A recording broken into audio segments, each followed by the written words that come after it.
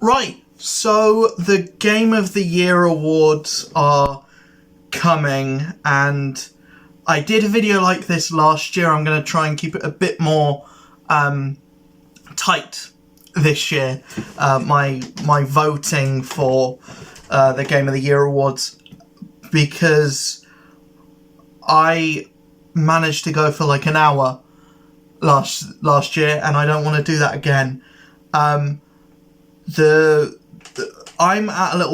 have a little predicament, and my thing is, I haven't played a lot of releases this year. A lot of the releases that I have played this year, MK1 I played, Marvel's Spider-Man 2 I bought. I have it sat over there, but I'm waiting until next month to play it. So I should probably have left this until I'd finished that, until I'd played through it and finished it. But I'm just gonna preface this. I'm going into this with the preconceived notion of that game is probably going to be my Game of the Year. I would love if when this happened, that the actual award ceremony be in January and the voting start late December, because then actually no more games are coming out after that, and but I'm going under the preconceived notion that I loved Spider-Man 1. I loved Spider-Man Miles Morales. I'm going into Spider-Man 2 next month with the preconceived notion of fully like with the expectation of this will either be my favourite game of the year or my favourite game ever. That's my expectation going in, because that's what everything that I've seen has shown me. So the first thing is Game of the Year, recognizing a game that delivers the absolute best experience across all creative and technical fields. Now, here is the predicament I have, is I haven't played or finished. I haven't played any of these, but the only one that I've went out, bought and own is Marvel's Spider-Man 2. And I already justified what I think is enough for me to just click that vote for Marvel's Spider-Man 2. So yeah, we'll keep voting. Like I said, I hope that I don't come across as like any like favoritism, or I don't come across like I'm the Marvel fanboy, so of course I'm gonna vote for everything Marvel related. I fucking hated Marvel's Avengers. Hated it. I would not vote for that game to win any award. That being said, though, we do have an in memoriam segment for this video that I don't think they're going to have during the Game Awards, but so in memoriam for Marvel's Avengers and Multiverses. Multiverses is supposedly coming back early next year. I think, me personally, even if that game does come back, I don't see it coming back to fanfare. I see it coming back to a collective, and a collective, can this game just fuck off? So, yeah, best game direction, all of them are the same again, so I'm going to vote for Marvel's Spider-Man again. Marvel's Spider-Man is probably going to be the God of War Ragnarok of this year. I do feel cheap going for it, but also the other games being included, are not... I'm glad that Super Mario Bros. Wonder is up there, and I've heard a lot of good things about that, but Alan Wake 2 I'm never going to play. Zelda Breath of the Wild is on a console that I don't own. Baldur's Gate 3, I'm glad that it's got the recognition that it has, but it's not a game that's for me. So, yeah. Best narrative. Ooh, here we go. I have played... So we've got Alan Wake 2, which I didn't play. I probably will never play. Baldur's Gate 3, which I haven't played, probably will never play. Cyberpunk 2077 Phantom Liberty, I haven't played, probably won't ever play. Final Fantasy 16, which I did play. And Marvel Spider-Man 2, which I'm going to play next month. It's between Final Fantasy 16 and Marvel Spider-Man 2. Final Fantasy 16, the story is great. It's gripping, it had me. I don't feel great voting for Marvel Spider-Man 2 when I haven't played it yet. Things I've heard is that it's great, and is that the story is like one of the best things and much better than what's happening in the movies. By the way, I will say I'm not going to do a full video on the Marvels because I don't think there's enough to say about it. I don't have enough to say about the movie that's not spoilery, so I'm going to wait a couple of weeks for people to go see it. I did already make a TikTok about it, talking about the spoilers. So I think I'll do that for the not as big movies going forward. But yeah, I actually enjoyed the Marvels. The people saying that it's the worst thing ever made, I don't think they watched Quantumania, and also they're people that have written off the Marvel universe as a whole. They're people that have basically been like, yeah, this can't survive. But if you go into the movie thinking, yeah, I'm excited, I just want to watch a fun movie, then yeah, that's what you're going to get. Don't expect to be blown away, because it's not a movie that's meant for that. It's just meant to be a fun hour and 45 minutes fun time. I like that it's short. I like that it's tight. I feel like there could have been more character development in there, especially for Monica. She doesn't get a lot, but oh well. But yeah, back to video games. I'm going to vote for Final Fantasy 16 because I feel like, especially the opening hours of the game, I haven't finished it yet, because it is a lot. It is long, and it is big, and it is like, it's a lot. It's a lot. The problems that I have with Final Fantasy 16 are nothing to do with the story. I think the story that is there is great, and it's tight. I don't know how it ends. I hope it sticks the landing. But for me, my vote, only because I haven't played... I feel like it would be Spider-Man 2 had I played it before today. But I haven't, so... And my laptop is fucking up.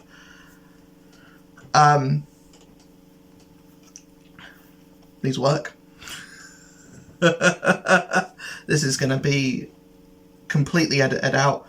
But yeah, my votes for Final Fantasy 16. Come on, work with me. Work with me. Damn it.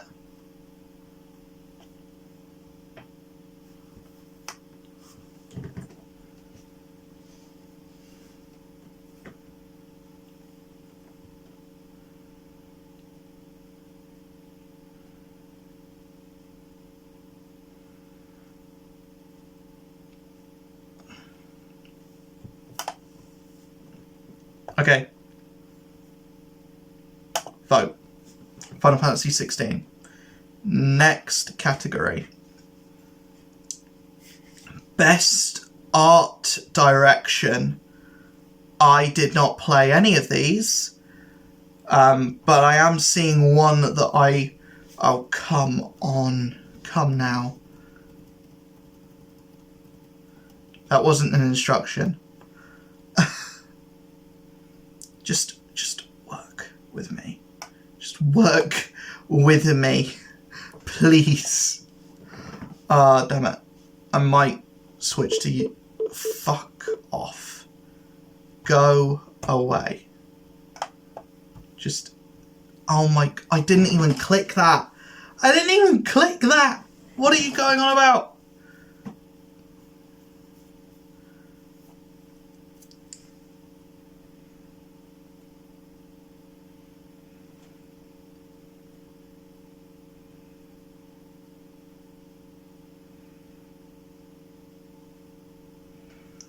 Okay, I'll be back in 2 seconds. Right, we're back. Best art direction. We've got Alan Wake 2, which I haven't played and don't care for. Lies of P, which I played the demo of. It's not for me. I've heard a lot of people have a lot of good things to say about it. I'm gonna go shut that door.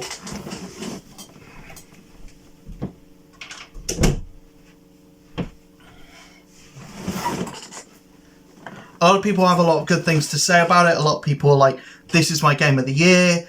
I'm surprised to see it not included in the game of the year slot. I'm excited. I'm surprised and shocked to not see Final Fantasy 16 in the game of the year slot as well. But yeah, Lies of P, I did play the demo of. It's not for me, and I don't think the art style is necessarily revolutionary. It is very much just Bloodborne, but puppets. Super Mario Bros. Wonder, what I've seen of it, it looks very interesting. It looks like Mario on Weed. Legend of Zelda Tears of the Kingdom, I'm going to say it, overhyped as fuck, I think, and not visually interesting, in my opinion. I'm going to vote for Hi-Fi Rush, because even though it's an Xbox exclusive that I didn't play, I do think the art direction, the art style, basically having a hack and slash rhythm game is very interesting, and I feel like, you know, the whole like pop punk album cover aesthetic of it works for me, and I like that art style, that like super animated art style. Best score on music, for outstanding music, inclusive of the score, original song and or licensed soundtrack. Final Fantasy 16, I think, for me. Not even a question. Not even a question. It's Final Fantasy 16 for me. Best audio design. Recognizing the best in-game audio and sound design. Alan Wake 2, Dead Space, Hi-Fi Rush, Marvel's Spider-Man 2, Resident Evil,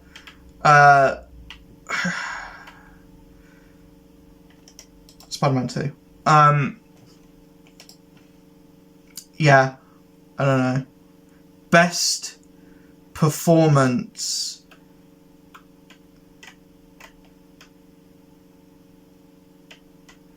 Ooh, it's between two. Awarded to an individual or voiceover acting and or performance capture. So we have Ben Starr, who is the lead in Final Fantasy 16. Cameron Monaghan from Star Wars Jedi Survivor.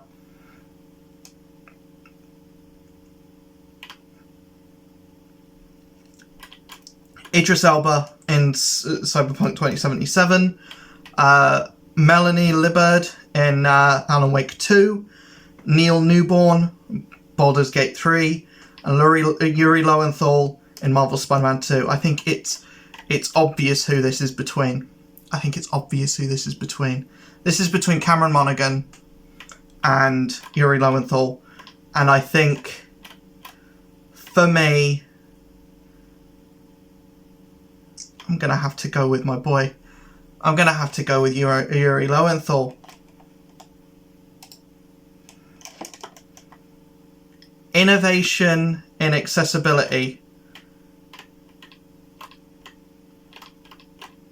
This is interesting. Recognizing software and or hardware that is pushing the medium forward by adding features, technology, and content to help games be played and enjoyed by an even wider audience. So this is like making games more accessible for players with disabilities. I didn't play Diablo 4, so I don't know. I haven't played Forza Motorsport, so I don't know. Haven't played Hi-Fi Rush, so I don't know. I haven't played Street Fighter 6, so I don't know about that. And haven't gotten into Marvel Spider-Man 2 yet, so I don't know how much accessibility stuff there is in that. I know they were pretty good in the first two. And then we've got Mortal Kombat 1, which I think is kind of almost inaccessible to people with disabilities and to people with like motor function skills that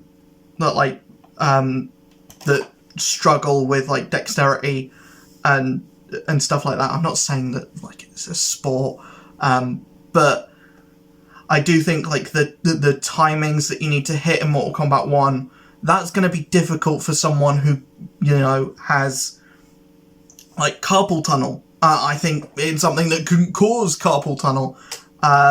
So yeah, I don't think Mortal Kombat is actually that accessible. I've heard that Street Fighter 6 is very accessible, but just going off the back of the other two games and what they were like, and also Spider-Man Miles Morales did have deaf representation in a video game, which we don't get that much. And assuming that character is a very small role, but assuming that character does make a return in Marvel Spider-Man 2, going to give a vote to that one as well. Next category, games for impact. For a thought-provoking game with a pro-social meaning message. I'm not going to have played any of these. I'm seeing one here. I'm seeing the freaking Dino game. Space for the Unbound. I have heard of none of these outside of one, so I'm gonna vote for Goodbye Volcano High just because it's the meme game. Best ongoing.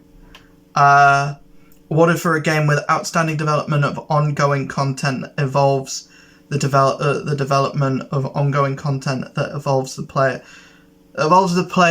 player experience over time. I do think Mortal Kombat 1 should be here, because you've got like the combat packs and you've got like the invasion stuff, and that is really good, and that does kind of evolve over time. I think that needs to be here over like Fortnite. It needs to be here certainly over Fortnite.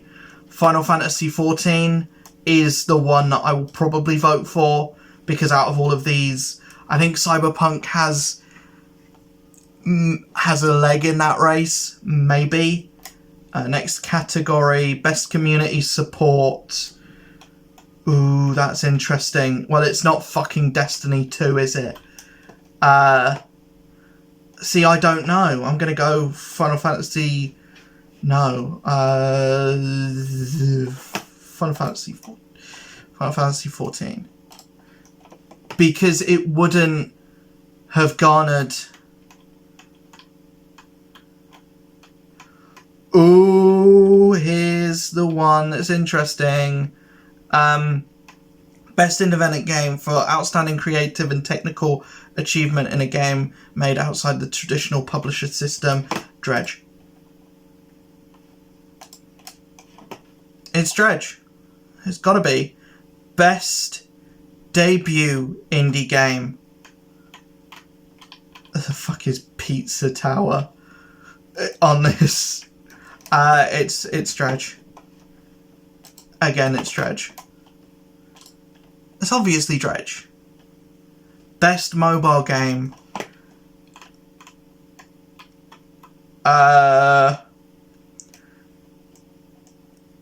Final Fantasy VII Ever Crisis. It's not going to be that, is it? Hello Kitty Island Adventure. It's... no. Honkai Star Rail, Monster Hunter Now, or Terra Nil. They're all crap. Honkai Star Rail. Best VR or AR game.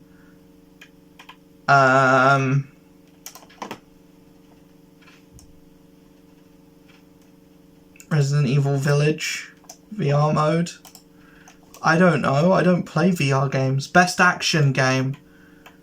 Got Armored Core, Dead Island 2, Ghost Runner 2, Hi-Fi Rush, or Remnant 2. Remnant 2. Just because I want that game to win something. Best action adventure game. Alan Wake, Marvel Spider-Man 2, Resident Evil 4, Star Wars Jedi Survivor, Legend of Zelda Tears of the Kingdom. I'm sorry, Star Wars Jedi Survivor, but unfortunately you had way too many performance issues to look past. Marvel Spider-Man. Or Spider-Man 2. Best RPG. Final Fantasy 16. A lot more people are probably going to vote for Baldur's Gate 3, and that's probably what's going to win. But I got to vote for the one that I had, you know, time in. Best fighting game. I think it's obvious what I will go for. I've already put nearly 40 hours into it, and it's only been out a couple months. So Mortal Kombat 1.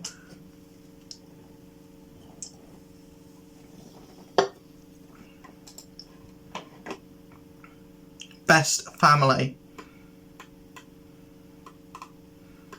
Pikmin 4, Sonic Superstars, Party Animals, Disney Illusion Island, or Super Mario Bros. Wonder.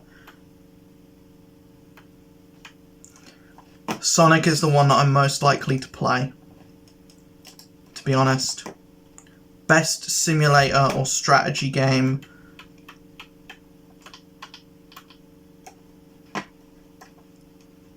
I don't know. Advanced Wars? I'm just gonna vote for that because I don't know. Best sports or racing game, Hot Wheels. I don't care.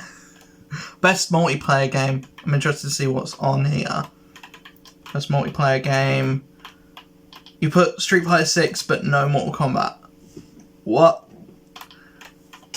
Super Mario Bros. Is not multiplayer. Well, it is, technically. Mario. Best adaptation. Ooh, okay, that's interesting. Recognizing. Okay. I bet when that trailer came out, people weren't gonna say Twisted Metal would be up for best adaptation. Now the only one of these that I've seen, I haven't watched Gran Turismo. I didn't watch The Last of Us.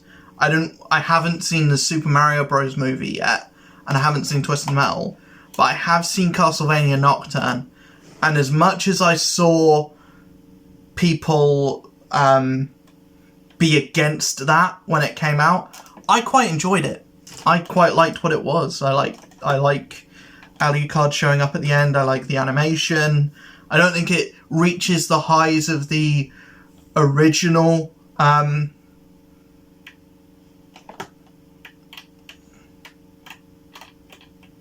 Castlevania, the other Castlevania series, but I liked it enough. What is my most anticipated game of next year? Prince of Persia, but it's not here. So Final Fantasy VII Rebirth. Final Fantasy VII Rebirth. I think, because the Wolverine game doesn't come out next year, does it? Content Creator of the Year. It's going to be another bunch of people that I don't know. Yeah. It's going to be another bunch of people I don't know. Yeah, I don't know any of these, so I'm not going to vote. I don't know any of these people. And also, I'm not there. I'm not there. So, yeah. Best esports game. I don't care. Best esports athlete. Again, I don't know who any of those people are. Best esports team. Don't know. Best esports coach. What even? Best esports event. Do I have to?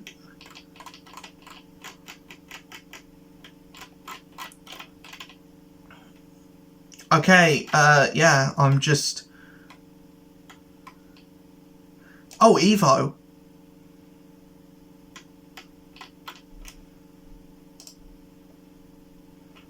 Okay, yeah, that's gonna be it for me. Yeah, the only esports event I think I actually care about is Evo, because fighting games are actually interesting to watch, as opposed to other games which are interesting and fun to play, but not necessarily fun to watch. It's fun to watch, especially with how... I'm going to stop that. Especially with how into... I have a cheesecake to get out. I'm going to get out in a minute. But especially with how interesting or how invested I've gotten into MK1 now. I'm actually invested somewhat in the esports scene surrounding it, and watching people like Maximilian Dude, and, you know, other fighting game YouTubers and streamers in that world. Yeah, I'm not necessarily invested in the esports of it all, but I'm more... If I were to be invested in any kind of esports, it would be something surrounding fighting games.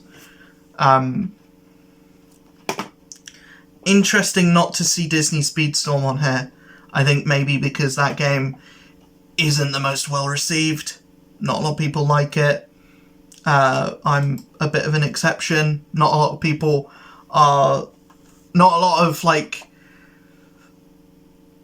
big content creators latched onto that game at all. I don't think anyone really gave it a shot. Which is unfortunate, because I think the game, for a lot of the bad, there is a lot of good as well.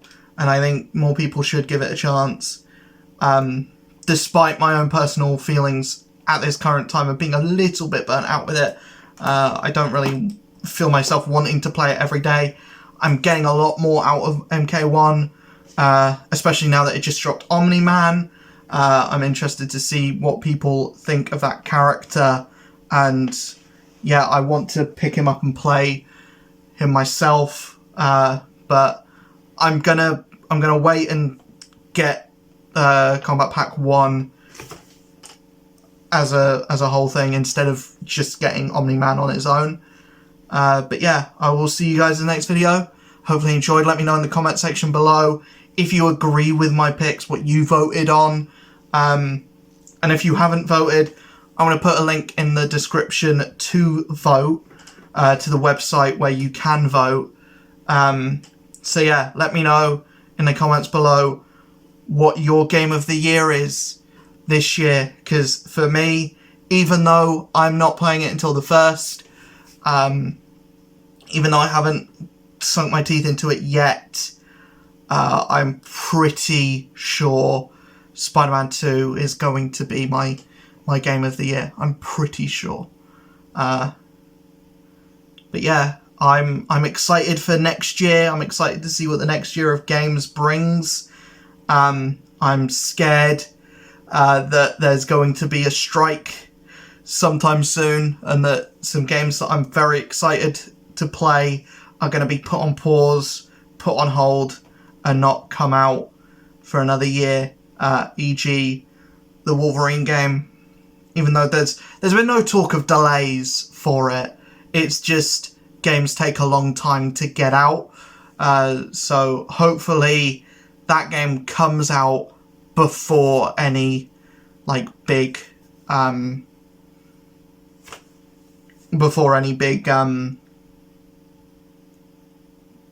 problems, or before any strikes or anything happen, because I think a strike in the gaming industry is overdue, but also because you hear horror stories about what happens in the behind the scenes of games all the time, and I hope something like that does happen, because I want these people who make the things that I love, I want them to be treated fairly. I want people not to be overworked, but also in a slightly selfish point of view, I want to play these games, but also I don't want to play a game that is off the back of people not being treated fairly, not being paid fairly, not being worked under conditions that are fair.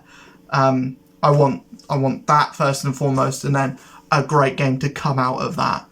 But yeah, I will see you guys in the next video. Hopefully you guys enjoyed this one. Let me know in the comments below what your game of the year is. See you guys in the next one. Peace.